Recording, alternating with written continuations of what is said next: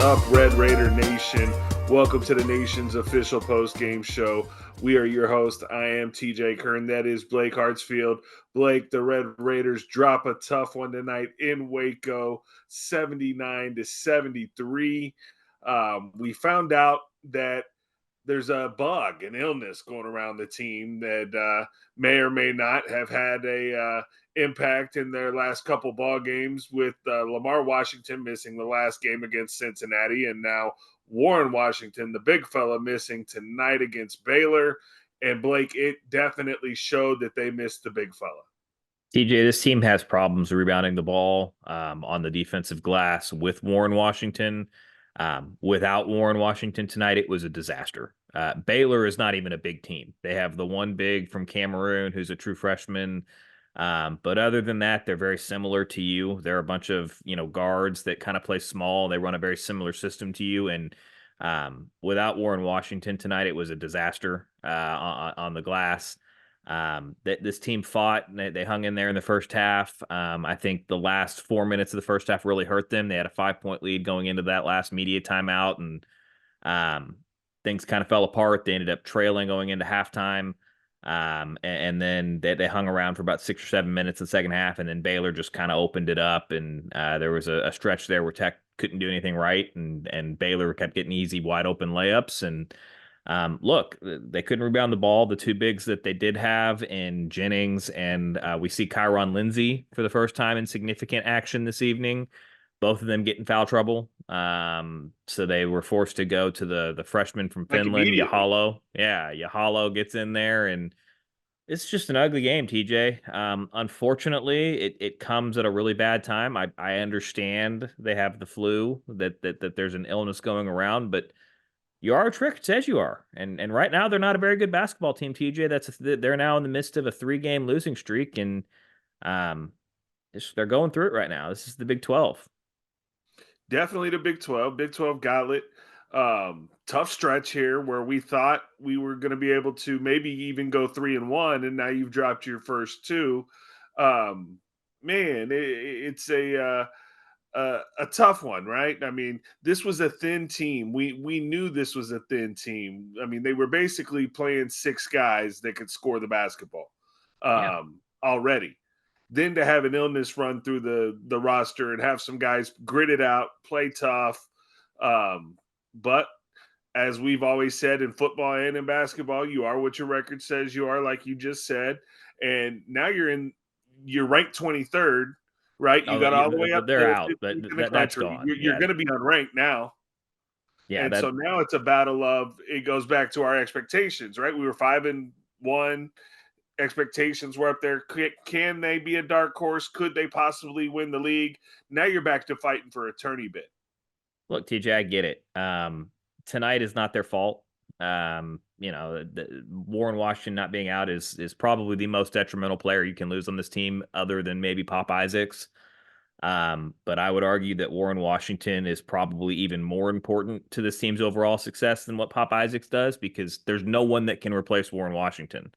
Now I understand Pop Isaac's scoring is not going to be easy to replace if you miss him, but you got a better chance at that than you do of what you had tonight. TJ, this is what makes the games against TCU and Cincinnati that make up this 3-game losing streak so frustrating. They gave away the TCU game in the second half. And then they didn't close the door against Cincinnati when they had an opportunity to do so. Again, TCU, they were healthy. That was a game that they gave away that I bet you now they're wishing that they could have that one back. The Cincinnati game, it sounds like Warren Washington played with the flu on Saturday, and Pop Isaacs played with the flu, and they tried to grit it out. They didn't get it done. Again, I've been very adamant on that post game and on tonight. That's a game that you couldn't lose at home. You have to protect home court in this league. And TJ, it sets up I hate to say this here on February 6th. We're still, 6 weeks from March Madness starting. But Saturday is a must-win game, my friend, because here's the reality of the situation. I get it. They've got the flu. They've got to figure it out by Saturday, because if you lose this game at home to UCF on Saturday, the game that, in my opinion, of all of your games in the Big 12, this is your most layup game that you have on your schedule of games that you've played or that you will play the rest of the year. This is the one that you absolutely have to have. And if they don't win this and they lose that one, TJ, they're going to lose 5 in a row because you're not going to convince me that a team that has lost 3 in a row that turns around and loses to UCF on Saturday is going to suddenly figure it out against Kansas on Monday night, even in Lubbock. So Saturday is a really, really, I'm going to say it to you, it's a must-win game. They have to get it done on Saturday. And we've talked about UCF like they're a layup all year long, but man, after watching the highlights and watching them play a couple times, they're pretty tough. They're better than I think anybody thought they were going to be. I think they were pretty universally picked, along with I think maybe Oklahoma State and West Virginia, to kind of be the bottom 3 teams in this league this year. They've been, better than advertised. And look, it's the Big 12. There's no easy games, but my point still stands. Even knowing what you know about UCF, I had more respect coming into this season for Oklahoma State than I did for them, because even though Oklahoma State wasn't picked highly, they've been in this league. They've been competitive in this league. UCF was a complete unknown. TJ, when the schedule was released, and then I still to this moment believe it, this was your most layup game on your schedule. So you have to have this one on Saturday at home. Stop the bleeding, get a win, get some confidence back in this team, and then go make an honest shot at it Monday night against Kansas. See if you can salvage 2-2 through this 4-game stretch that we talked about potentially going 3-1, but 2-2 was the expectation. But you can't go 0-3 for the first 3 games of it and lose at home to Cincinnati and then turn around and lose at home to UCF. I think that would make things very difficult for them. They obviously play in this conference, and ESPN talked about it tonight. 10 of the 11 hardest remaining schedules in college basketball are in the Big 12. Tech is one of those. But if you lose this game to UCF, your margin for error at that point is completely gone, not just within the Big 12, but to make the tournament altogether. So you need to right the ship and get some confidence and win on Saturday. Yeah, get back to Lubbock, get some rest, get some IVs. Nation's post-game show here with TJ and Blake. Baylor wins tonight 79-73. The Red Raiders' leading scorer tonight was Joe Toussaint, followed by Darion Williams with 17. Joe Toussaint had 18. McMillan had 15. And then Pop Isaacs was your only other player in double figures with 11. And Blake, it was just a tough night all around. I loved the effort that they came out with early on, but like you said, facing a tough stretch here, it really makes Saturday that much more important. We just touched on UCF a little bit, but this league, this might be the most wide open this league's ever been. Yeah, I mean, it's the top of the league is really good, TJ. I mean, you've got two, in my opinion, you've got two bona fide, and look, I know they've struggled, but you're not going to convince me that Kansas isn't a top 8 or 9 contender in the country in terms of winning a national championship. I believe they've got way too much talent, the pedigree, the just the aura around them come March. Like, they're a contender. So you've got your two high-end teams in Houston and Kansas. But TJ, it's the middle of this league that just is so brutally tough. I mean, there's no weak teams in the middle. I mean, Baylor's really good. TCU's really good. Iowa State is outstanding. We keep forgetting about them. Yeah, BYU, and you got to play in Iowa State in a couple of weeks. So yeah, I mean, that's a tough game.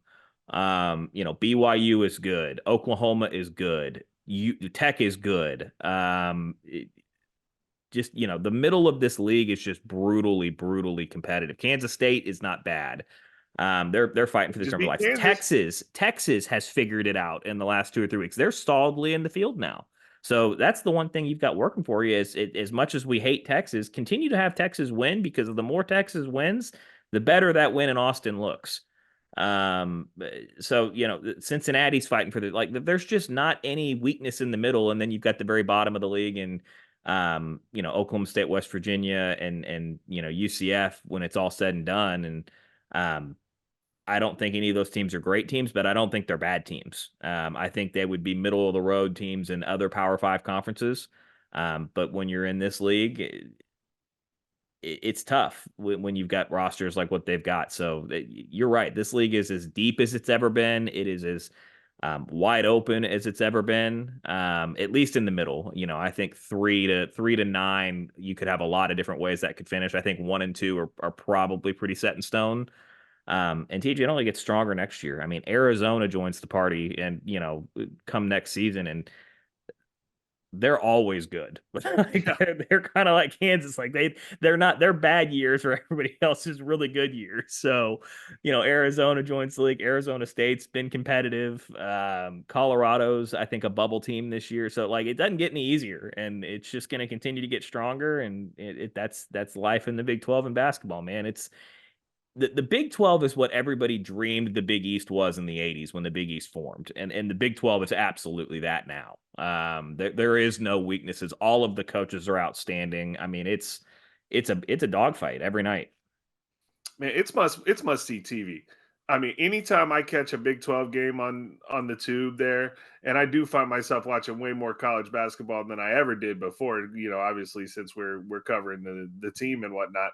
But man, they showed the stat tonight. Almost 50% of the games are 5 points or less. Yeah. Yeah. I mean, I mean, you're going to get a good game. I mean, if you just flip on Iowa State and Kansas State. Kansas State Yeah. or BYU and whoever, it's going to be a tight game.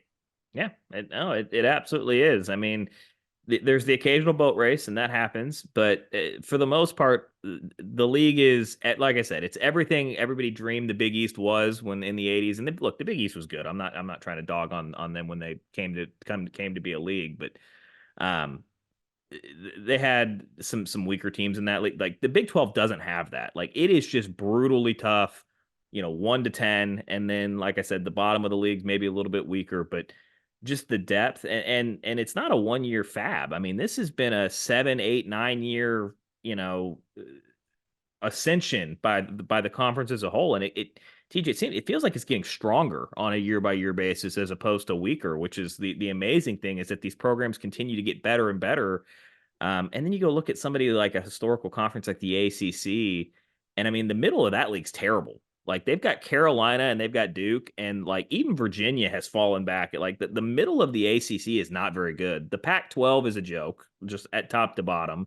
The Big Ten usually puts a bunch of teams in, but the Big Ten, the running joke in the Big Ten is none of them can make Sweet 16, despite the fact that they put 10 teams in the tournament every year. So like the Big 12 is running away as by far the other way I could liken it, TJ, is the Big 12 in basketball is what everybody perceives the SEC to be in football. Like the Big 12 absolutely lives up to the reputation and backs it up on the court.